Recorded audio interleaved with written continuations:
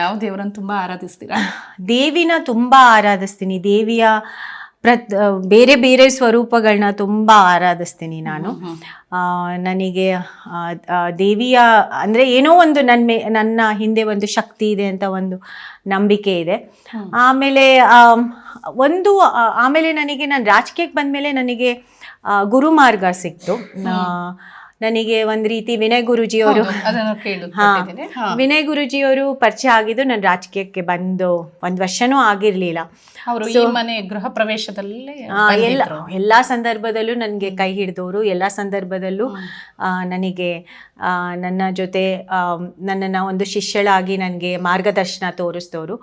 So ಅದರಿಂದ ಇನ್ನೂ ಜಾಸ್ತಿ ಆಧ್ಯಾತ್ಮಿಕವಾಗಿ ಇನ್ನೂ ಜಾಸ್ತಿ ವಿನಯ್ ಗುರೂಜಿ ಅವರ ಅಂದ್ರೆ ನೀವು ಅಂದ್ರೆ ಸ್ಪಿರಿಚುವಲ್ ಆಗಿ ಹೇಳಿದ್ರಿ ದೇವಿ ಆರಾಧಕರು ಅಂತ, ಅವ್ರು ಏನ್ ಕಲ್ತ್ರಿ, ಏನು ತಿಳ್ಕೊಂಡಿದ್ದಾದ್ರು, ಏನು ತುಂಬಾ ಕಲಿಕೆ ಇದೆ ಆಕ್ಚುಲಿ. ಈಗ ನನಗೆ ಏನಾದ್ರು ರಾಜಕೀಯಕ್ಕೆ ಹೆಲ್ಪ್ ಆಯ್ತಾ ಅಂದ್ರೆ ನಿಮ್ಗೆ? ಹೌದು. ಏನ್ ಕಲ್ತ್ರಿ? ಮನಸ್ಸನ್ನ ಸ್ಥಿರವಾಗಿ ಇಟ್ಕೊಳ್ಳಿಕ್ಕೆ ಒಂದು ಮಾರ್ಗದರ್ಶನ. ಅಂದ್ರೆ ಬಿಕಾಸ್ ಮನಸ್ಸು ವಾಲಟೈಲ್ ಆಗೋ ಚಾನ್ಸಸ್ ಜಾಸ್ತಿ ರಾಜಕಾರಣಕ್ಕೆ ಬಂದಾಗ.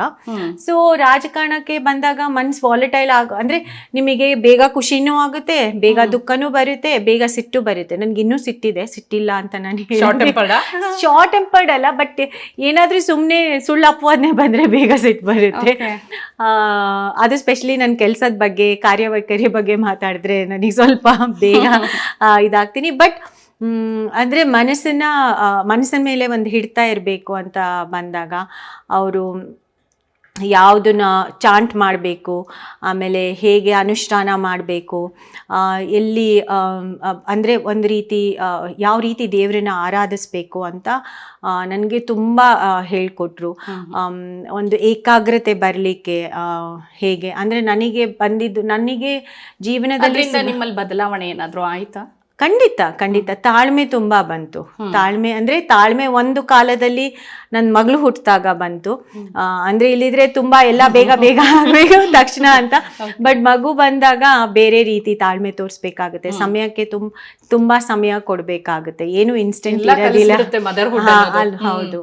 ಆಮೇಲೆ ಮತ್ತೆ ರಾಜಕಾರಣಕ್ಕೆ ಪ್ರವೇಶ ಆದಾಗ, ಆಗ್ಲೂ ನಮ್ಮ ತಾಯಿ ರಾಜಕಾರಣ ಪ್ರವೇಶ ಆಗಿದ್ದು ಅವ್ರು 27-28 ವರ್ಷದಲ್ಲಿ. ನಾನು ರಾಜಕಾರಣ ಪ್ರವೇಶ ಆಗಿದ್ದು 37 ಅಲ್ಲಿ, ಬಟ್ ನಾನು MLA ಆಗಿದ್ದು ಮಚ್ ಲೇಟರ್, 8 ವರ್ಷ 7-8 ವರ್ಷ ಅಂದ್ರೆ ನಾನು ಅದನ್ನೇ ಆತುರ ಇತ್ತು ನನಗೆ. ಸೊ ಆ ಆತುರಕ್ಕೆ ಒಂದು ಇದು ಬರಬೇಕು ಅಂದ್ರೆ ಸಮಯ ಅನ್ನೋಕ್ಕಿಂತ ತಾಳ್ಮೆ ಮತ್ತೆ ತಲ್ಲೀನತೆ ನಿಮ್ಮ ಇದರಲ್ಲಿ ಬರಬೇಕಲ್ಲ, ನಿಮ್ಗೆ ಮನಸ್ಸು ಒಂಥರ ಸಮಾಧಾನವಾಗಿರ್ಬೇಕು ಅಂತ ಅದನ್ನ ಒಂದು ಏಕಾಗ್ರತೆ ಅವರು ನನಗೆ ಕಲಿಸ್ಕೊಟ್ರು. ಅವರಿಂದ ಅಂದ್ರೆ ಆಗಾಗ ಒಂದು ಅವರು ಉಪದೇಶ ಮಾಡ್ತಾ ಇದ್ದಿದ್ದು, ಎಲ್ಲದಕ್ಕೂ ಸಮಯ ಬರಬೇಕು, ಎಲ್ಲದಕ್ಕೂ ಒಂದು ಸಂದರ್ಭ ಬರಬೇಕು, ಆಮೇಲೆ ನೀನು ಯಾವಾಗ ರೆಡಿ ಇರ್ತೀಯ ಆಗ್ಲೇ ನಿನಗೆ ಅವಕಾಶ ಬರುತ್ತೆ ಅಂತನೂ ಅವರು ಹೇಳ್ಕೊಟ್ರು. ಸೊ ತುಂಬಾ ಅದ್ಭುತವಾದ ಘಟನೆಗಳು ಅವ್ರ ಜೊತೆ ನಡೆದಿದೆ. ನಾನು ಫೋನ್ ಮಾಡಿ ಹತ್ರೇನು ನಾನು ಏನಕ್ಕೆ ಅಳ್ತಾ ಇದ್ದೀನಿ ಅಂತ ಹೇಳೋಕ್ಕಿಂತ ಮುಂಚೆನೆ ಅವ್ರು ಹೇಳ್ಬಿಡ್ತಾ ಇದ್ರು, ನೀನು ಇದಕ್ಕೆ ಅಳ್ತಾ ಇದೆಯಾ, ಇದಕ್ಕೆ ಈ ಟೈಮಲ್ಲಿ ನಿಂಗೆ ಪರಿಹಾರ ಸಿಗುತ್ತೆ ಅಂತ. ಆಮೇಲೆ ಎಷ್ಟೋ ಸತಿ ನಾನು ಗುರುಗಳ ಸಾನ್ನಿಧ್ಯಕ್ಕೆ ಹೋದಾಗ ನಾನು ಹೇಳಿರೋದಿಲ್ಲ ನಾನು ಹೋಗ್ತಾ ಇದ್ದೀನಿ ಅಂತ, ಅವ್ರದ್ದು ಫೋನ್ ಆ ಸಮಯದಲ್ಲಿ ಬರ್ತಾ ಇತ್ತು. ನನಗೆ ಆಶ್ಚರ್ಯ. ನಾನು ಮೊನ್ನೆನೂ ಗುರುಗಳ ಸಾನ್ನಿಧ್ಯಕ್ಕೆ ಹೋಗಿದ್ದೆ ಬಾಂಬೆಯಲ್ಲಿ. ಅವ್ರಿಗೆ ಗೊತ್ತಿತ್ತು ನಾನು ಹೋಗ್ತಾ ಇದ್ದೀನಿ ಅಂತ, ಬಟ್ ಏನು ಟೈಮು ಎತ್ತ ಅಂತ ಹೇಳಿರಲಿಲ್ಲ. ಅವ್ರು ಫೋನ್ ಮಾಡಿದ್ರು, ತಲುಪ್ತಾ ಅಲ್ಲಿ ಅಂತ, ನೀನು ಅಲ್ಲೇ ಇದೆಯಲ್ಲ ಅಂತ ಕೇಳಿದ್ರು. ಅಂದರೆ ಆ ಒಂದು ಕನೆಕ್ಷನ್ ಅವ್ರ ಜೊತೆ ಏನಿದೆ ಅದೇ ನನಗೆ ಗುರು ಮಾರ್ಗ. ಅದು ನನಗೆ ನನ್ನ ರಾಜಕೀಯ ಜೀವನದಲ್ಲಿ ಮತ್ತೆ ವೈಯಕ್ತಿಕ ಜೀವನದಲ್ಲಿ ಒಂದು ಹಂತಕ್ಕೆ ಬರಲಿಕ್ಕೆ ಅದು ತುಂಬ ನನಗೆ ಏನಾಯಿತು ಗೈಡೆನ್ಸ್ ಅಂತ ಹೇಳ್ಬೋದು ಅದು. ಆಮೇಲೆ ಆಗಾಗ ಅವರು ಹೇಳ್ಕೊಟ್ಟಿರೋ ಎಲ್ಲ ಮಂತ್ರಗಳು, ಜಪಗಳು ಅದು ನನಗೆ ತುಂಬ ಉಪಯೋಗ ಆಗುತ್ತೆ. ಅವ್ರು ತುಂಬ ಹೇಳ್ಕೊಡ್ತಾರೆ, ಇದನ್ನು ಕಲಿ, ಅದನ್ನು ಕಲಿ, ಇಷ್ಟು ದಿವಸ ಈ ಜಪ ಮಾಡು ಅಂತ. ಸೊ ಅದೆಲ್ಲ ನನಗೆ ಆಮೇಲೆ ತುಂಬ ಎಕ್ಸ್ಪ್ಲೇನ್ ಮಾಡ್ತಾರೆ. ಈಗ ಈಗ ಕುಂಭಮೇಳ ಯಾಕೆ 144 ವರ್ಷ ಅಂತ ಹೇಳಿದ್ರು ಅಂದ್ರೆ ಹೇಗೆ ಸೂರ್ಯ ರಾಶಿ 12 ರಾಶಿಗಳನ್ನ 12 ವರ್ಷಗಳ ಕಾಲ, ಒಂದು ರಾಶಿಯಲ್ಲಿ ಸೂರ್ಯ 12 ವರ್ಷಗಳ ಕಾಲ ಇರುತ್ತೆ. ಸೊ ಪ್ರತಿ ರಾಶಿ 12 ರಾಶಿಗಳನ್ನ ಅದು ದಾಟಿ ಬಂದಿರೋದು 12 ವರ್ಷ. So 12 into 12 it's become 144.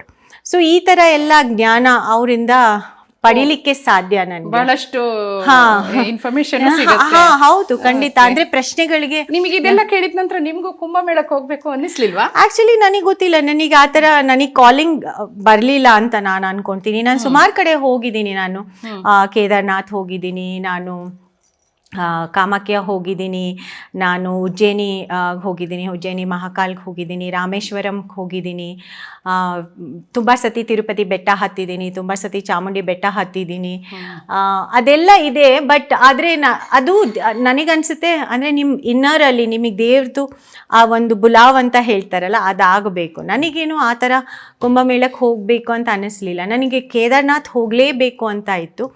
2 ಬಾರಿ ನಾನು ಕೇದಾರ್ನಾಥ್, ಆ ಟೈಮಲ್ಲಿ ನಾನು ಎಲೆಕ್ಷನ್ಗಿಂತ ಮುಂಚಿತವಾಗಿ ಆಮೇಲೆ ಹೋಗಿದ್ದೆ. ಕೇದಾರ್ನಾಥ್ ಪೀಠದವರೇ ನನಗೆ ಹೇಳಿದ್ದು, ನೀವು ಒಂದ್ಸತಿ ರಾಮೇಶ್ವರಂಗೆ ಹೋಗಿ ಅಲ್ಲಿ 22 ಬಾವಿದು ಸ್ನಾನ ಮಾಡ್ಕೊಂಡು ಬನ್ನಿ ಅಂತ. ಸೊ ಆ ಟೈಮಲ್ಲಿ ಅದು ಮಾಡೋಕ್ಕಾಗುತ್ತೋ ಇಲ್ವೋ ಅಂತ, ಎಲೆಕ್ಷನ್ಗಿಂತ ಮುಂಚಿತವಾಗಿ ಹೋಗಿ ಅಂತ. ಇವೆಲ್ಲ ಒಂದು ಮಾರ್ಗದರ್ಶನ. ಎಲೆಕ್ಷನ್ಗಿಂತ ಮುಂಚೆ ಬಹಳಷ್ಟು ಸ್ಪಿರಿಚುವಲ್ ಟೂರು ಆಲ್ವೇಸ್ ಮೊದಲಿಂದನೂ. ಅಂದರೆ ನನಗೆ ಆ್ಯಕ್ಚುಲಿ ಎಲೆಕ್ಷನ್ ಅಂತ ಅಲ್ಲ, ನನಗೆ ಮಗು ಆಗೋ ಸಮಯದಲ್ಲೂ ನನಗೆ ಒಂದು ರೀತಿ ಸ್ಪಿರಿಚುವಾಲಿಟಿನೇ ಹೆಲ್ಪ್ ಮಾಡಿದ್ದು.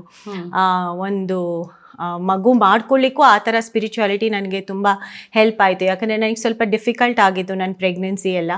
ಸೊ ಆ ಟೈಮಲ್ಲೂ ಒಂದು ರೀತಿ ದೇವ್ರ ಅನುಗ್ರಹದಿಂದನೇ ಆಗಿದ್ದು ಅಂತ ಹೇಳಬಲ್ಲೆ ನಾನು. So this is not new to me, ಈಗೇನಲ್ಲ. ಬಟ್ ಅಂದರೆ ಗುರುಗಳು ಅಂತ ಬಂದಿದ್ದು ಈ 8 ವರ್ಷದ ಕೆಳಗಡೆ, 8 ವರ್ಷದಿಂದ ಫಾಲೋವರ್. ಹೌದು ಹೌದು. ಓಕೆ. ಇಂತಹ ಮತ್ತಷ್ಟು ವಿಡಿಯೋಗಳಿಗಾಗಿ ವಿಶ್ವವಾಣಿ ಟಿವಿ ಸ್ಪೆಷಲ್ ಲೈಕ್ ಮಾಡಿ, ಶೇರ್ ಮಾಡಿ, ಸಬ್ಸ್ಕ್ರೈಬ್ ಮಾಡಿ. ಧನ್ಯವಾದಗಳು.